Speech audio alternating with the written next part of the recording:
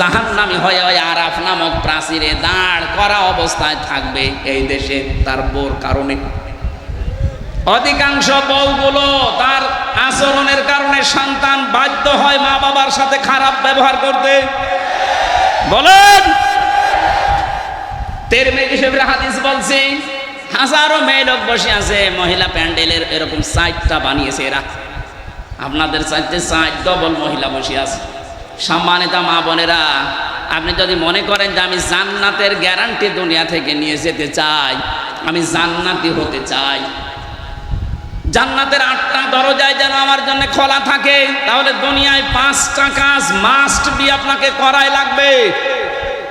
1 নম্বরে নবীজি বলেনি, যা নাজারা ইলাইহা সাররাতুহু, যখন কোন স্বামী তার স্ত্রীর দিকে তাকাবে সে যেন স্বামীকে খুশি করে।